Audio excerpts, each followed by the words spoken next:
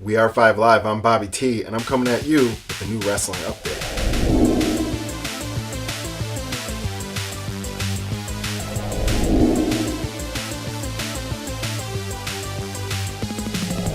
So this week has been pretty nuts so far. There have been a few big movements and some things we've really been waiting for. Took a bunch of notes this week, so let's dive right in. Alright guys, so the first thing that happened that I just went nuts for is Ricochet is here.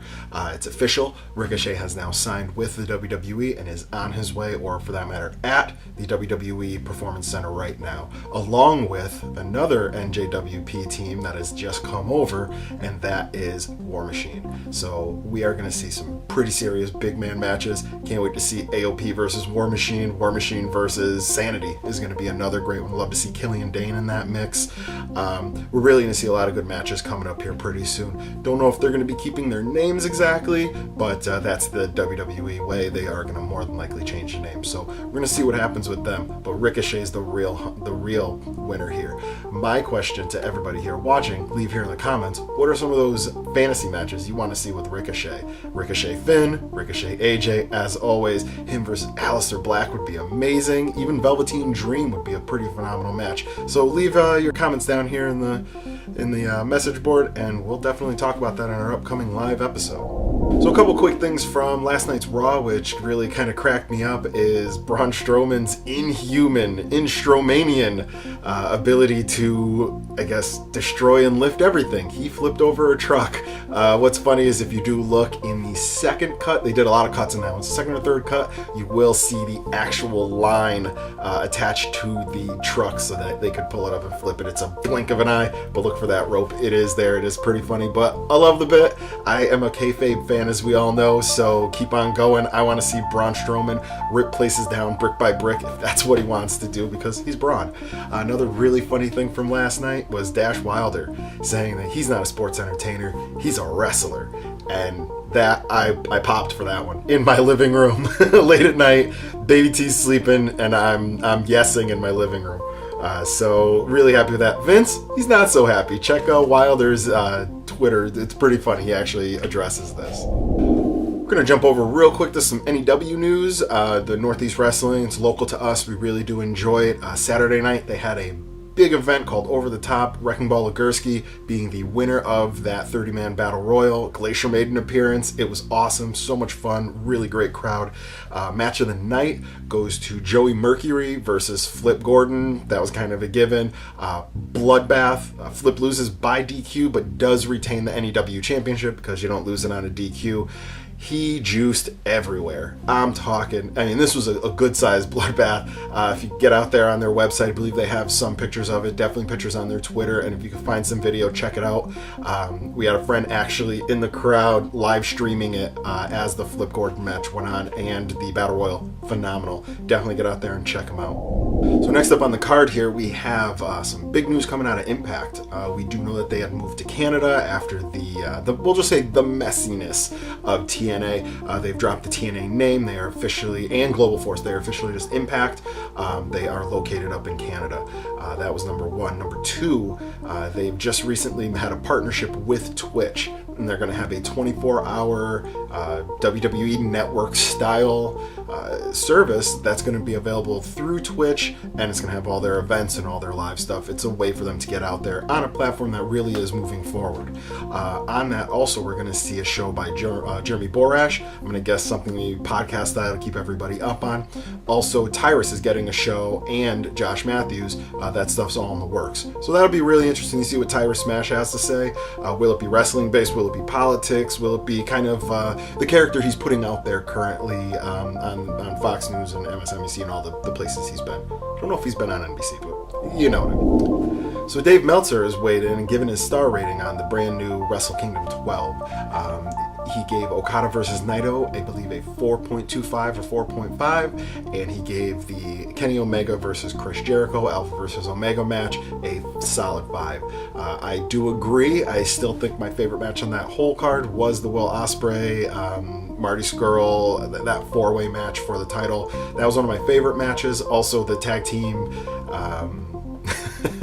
the Gauntlet tag team 3-man, 6-man title, whatever it was. Teams everywhere. Every faction was represented. Bullet Club wins it back the next night, but it got a really low star rating because it's all just nonsense. There was no storytelling. There was no build. It was all just bam, bam, bam, and then the match was over. But I enjoyed it. It was really fun. Considering it was one of the worst matches on the card, it's still better than most things I've seen recently.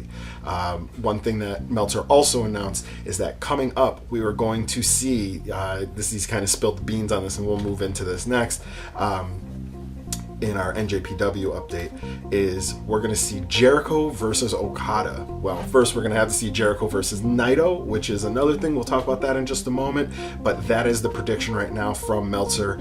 He also predicted that at WrestleMania 34 this year, we are going to see possibly Taker's final match in The Undertaker versus John Cena. And that is a ticket buyer. People are going to go nuts for that. I personally don't prefer that kind of match, but all the fans out there disagree with me. So if you disagree, leave it down here in the comments and tell me I'm a stupid idiot. I've also got notes. So we do know that Jericho will be sticking around the NJPW a little bit longer. Meltzer had announced that we will be seeing Jericho versus Okada, but when we will see that, I don't exactly know. We're going to need to see Jericho versus Naito first, and that will be happening on March 25th. Suzuki figures in this somewhere, as he has to. Goto currently holds the Never Openweight title, so Suzuki is floating out there. I believe we're going to see Naito versus Suzuki to help Naito move back up. We won't see Naito versus Omega unless it's a little one-off match. Reason being, we're going to see some inter-faction warfare going on within the Bullet Club, which has been laid forth as we see between Cody and Omega. Rumor has it, now this is a big rumor, that at All In, we're going to see the possible blow-off match between Kenny Omega and Cody Rhodes, the American Nightmare. Either way, it's going to be a phenomenal match, and this will be for the leadership of the Bullet Club, which seems to always be in contention, whether it's Tama Tonga arguing it or Kenny arguing it, or someone's always arguing leadership here. So the match that I think is going to break me, I know that much, is going to be Junior IWGP champion Will Ospreay versus Peter Dunne. I cannot wait. The UK champion versus the IWGP Junior Heavyweight champion is going to be beyond compare. We know these guys are spot monkeys. We know they can sell. We know they can build. This, I'm going to call early 6 stars, 5.5, 6. I cannot wait for this. I'm getting goosebumps as I say. You guys can't really see it, but my bald head's all bumpy here. Leave here in the comments if there's anything really that you're looking to see from this match. I think we're going to see all of it, including possibly a kitchen sink being thrown in, hit over someone's head, and then some kind of crazy move being done on said kitchen sink. This is going to be phenomenal, so definitely tune into that. It has been a pretty crazy week of wrestling so far, guys. I cannot wait to see what else we have in store for us. It is only Tuesday for me here. Be sure to tune into our Wednesday show at 10:30, where we are going to be wrapping up all of this, plus Raw and SmackDown and NXT and any other rumors that are floating around between now and tomorrow. We have 36 hours, so we're going to see what happens here. We will be, news for some of our listeners and watchers, we will be releasing a audio version of our Wednesday and Saturday toy show, Wednesday being wrestling, Saturday being toys, an audio only version, so it'll be more like a podcast, less data heavy like YouTube is. So be sure to keep an eye out for that, and we will be posting new stuff to our Patreon pretty soon. That's patreon.com/5AliveVP. So remember, guys, in the end, you bought it because you loved it, and that's all that matters.